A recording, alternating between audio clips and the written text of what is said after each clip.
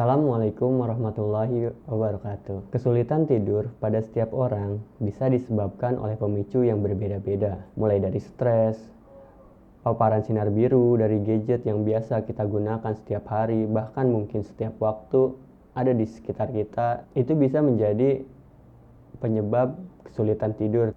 Mencukupi kebutuhan tidur kita setiap hari bisa menjadi langkah awal untuk kita menjaga kesehatan kita. Karena seperti yang kita tahu, tidur memiliki banyak manfaat yang tidak ternilai. Namun, tidak bisa dipungkiri bahwa ada beberapa orang atau mungkin banyak dari kalangan kita merasa kesulitan untuk tidur. Jadi, di video kali ini, gue bakal ceritain 5 penyebab yang bisa ngebuat kita kesulitan pada saat mau tidur. Dan tips and trik cara ngatasinnya. Yang pertama, stres. Beban pikiran yang terlalu banyak atau biasa kita sebut dengan overthinking bisa menyebabkan kita kesulitan untuk tidur. Karena seharusnya pada saat kita mau tidur itu istirahat, di sini otak kita terus berlari kemana-mana, mikirin ini, mikirin itu. Itu nyebabin kita tidak di posisi rileks untuk menghadapi tidur. Nah, solusi yang gue tawarin di sini itu kita bisa coba cari tahu sebenarnya apa sih yang ngebuat kita stres, apa aja sih hal yang kita pikirin gitu kan. Nah, bisa juga dengan cara kita menuangkan isi pikiran kita ke dalam bentuk tulisan atau gambar. Dan kalau bisa, proses ini tuh dilakukan di media kertas, bukan di media digital kayak misalnya laptop atau handphone. Kenapa? Karena handphone dan gadget lainnya itu memiliki paparan sinar biru, justru menyebabkan kita kesulitan untuk tidur. Yang kedua, seperti yang udah gue sebut sebelumnya mengenai paparan sinar biru di malam hari bisa mengganggu siklus tidur kita. Hal ini berhubungan dengan yang namanya circadian rhythm, di mana tubuh kita memiliki jam internal atau jam biologis di mana dia seharusnya istirahat. Circadian rhythm ini bisa dipengaruhi oleh faktor eksternal.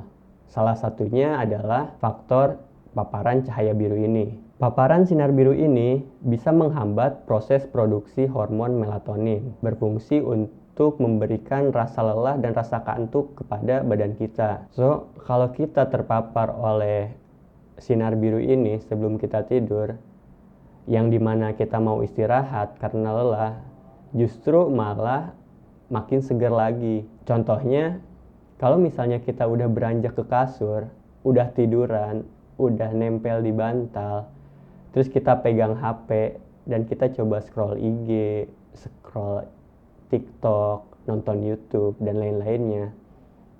Gak kerasa ternyata waktu yang kita habiskan itu tuh cukup lama, dan tahu-tahu bisa-bisa udah jam 12 malam, bahkan bisa lebih dari itu. Jadi sebaiknya kalau memang kita udah mau tidur, ada baiknya kalau kita simpen gadget kita itu jauh dari jangkauan tangan kita. Misal di lemari atau pokoknya yang enggak nyampe dijangkau sama tangan kita. Dan usahain untuk 1 jam sebelum kita tidur, kita kurangin aktivitas dengan gadget-gadget kita. Supaya produksi hormon melatonin tadi tidak terhambat dan bisa membuat tidur kita semakin berkualitas. Yang ketiga, konsumsi kafein. Siapa dari kita yang nggak bisa, nggak bisa berfungsi lah sebelum kopi di pagi hari. Nah, walaupun kafein itu punya manfaat untuk tubuh kita, ada juga hal negatif yang diberikan oleh kafein ini. Salah satunya adalah kafein ini membuat tubuh kita berenergi, atau lebih tepatnya kafein ini bekerja sebagai adenosine reseptor antagonis. Kafein menghambat pekerjaan senyawa adenosine reseptor ini yang berfungsi sebagai sinyal kepada tubuh kita kalau kita itu ngerasa capek. Nah, ibarat kata bisa dibilang kafein itu sebagai doping mungkin ya. Yang seharusnya kita ngerasa capek, atau ngerasa lelah. Nah, si reseptor ini tuh diblok fungsinya. Jadi perasaan itu tuh nggak kerasa gitu. Kafein nggak hanya ada di minuman kopi, tapi juga ada di dalam teh, coklat, dan minuman-minuman ringan lainnya. Nah, sebaiknya untuk meningkatkan kualitas tidur kita atau untuk mempermudah kita tidur, ada baiknya kalau konsumsi kafeinnya itu dikurangin. Atau paling enggak, kalau udah sore, jangan deh minum minuman yang mengandung kafein. Yang keempat, terganggu cahaya kamar. Karena idealnya kita tidur itu dalam keadaan gelap. Atau kalau misalnya emang lu nggak biasa tidur dalam keadaan gelap, coba deh cari lampu yang khusus memang buat tidur, yang lebih redup.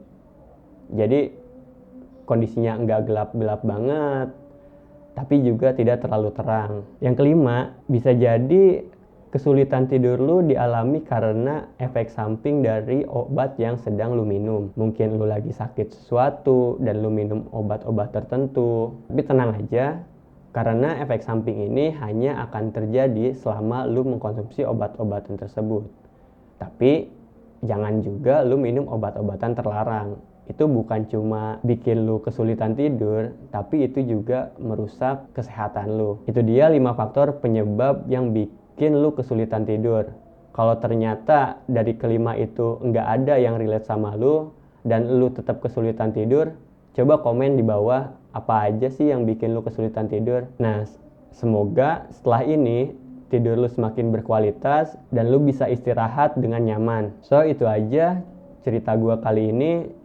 Semoga video ini bermanfaat dan gua Adit, sampai jumpa di video selanjutnya.